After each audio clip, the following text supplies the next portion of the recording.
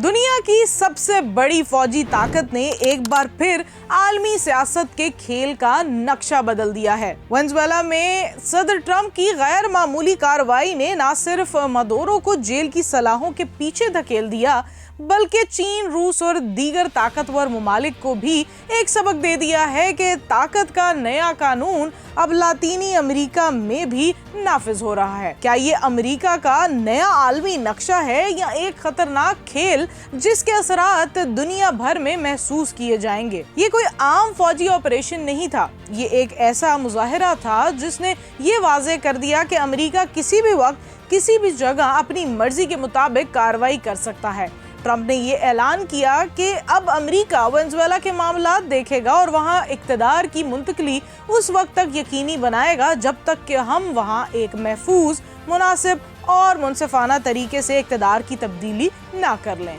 इस इक़दाम ने दुनिया भर के मुबस्सिरीन को हैरत में डाल दिया है। कोलंबिया और मेक्सिको जैसे पड़ोसी ममालिक को भी इस ऑपरेशन की धमकी दी गई है, जिससे ये जाहिर होता है कि अमेरिका अपनी मर्जी के मुताबिक खत्ते में ताकत के तवाज़ुन को तब्दील करने के लिए तैयार है। सदर ट्रंप ने वजीर खारजा मार्को रूबियो के जरिए वेनेजुएला के नायब सदर डेल्सी से राब्ता किया, जिन्होंने अमेरिकी मुतालबात की हिमायत करने का यकीन दिलाया। ट्रंप ने वाज़ेह किया है कि वो अपने अहदाफ के हसूल के लिए ज़मीन पर फौजी कार्रवाई से भी गुरेज नहीं करेंगे, लेकिन सवाल ये है कि अमेरिका वाकई रिमोट कंट्रोल के जरिए वेनेजुएला पर हुकूमत कर सकता है?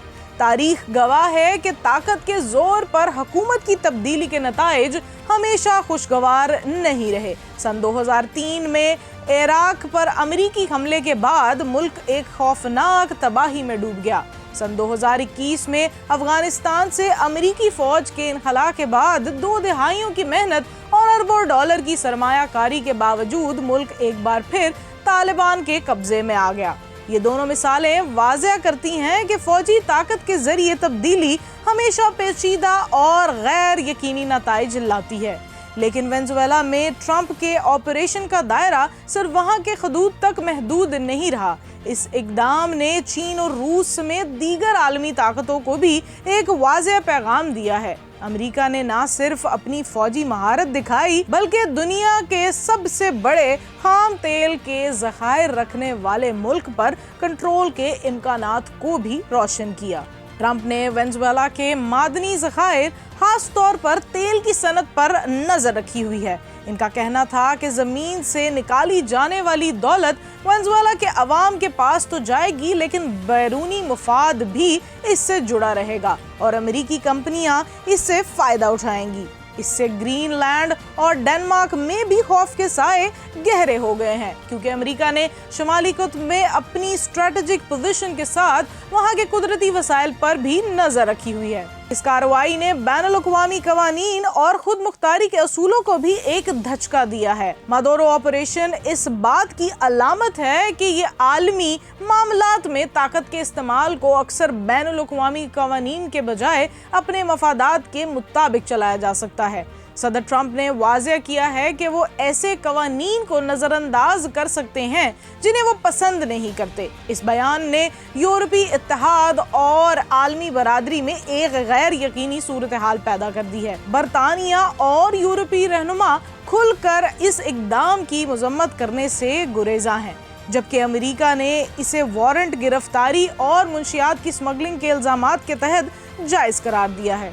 चीन और रूस जैसे आलमी ताकतवर ममालिक भी इस ऑपरेशन पर नजर रख रहे हैं। चीन ने अमेरिकी कार्रवाई की सख्त मजम्मत की है, मगर ये इक़दाम खुद चीन के लिए भी एक सबक है कि अगर अमेरिका किसी भी मुल्क में मदाखलत कर सकता है तो वो भी ताइवान या दीगर इलाकों में ऐसा कर सकता है। रूस भी इस बात को बगौर देख रहा है कि आलमी ताकतें किस हद तक किसी मुल्क की खुद मुख्तारी को नजरअंदाज कर सकती हैं। वेनेजुएला में ये कार्रवाई अमेरिकी खारजी पॉलिसी के नए बाब का आगाज है। ये इस बात की वाज़ेह मिसाल है कि ट्रंप के दौर में ताकत के इस्तेमाल को किसी भी हद तक बढ़ाया जा सकता है, चाहे आलमी कवानीन और साबिका रवायतें कुछ भी कहें। लेकिन हकीकत ये है कि वेनेजुएला में कामयाबी के बावजूद खतरात अभी भी खत्म नहीं हुए।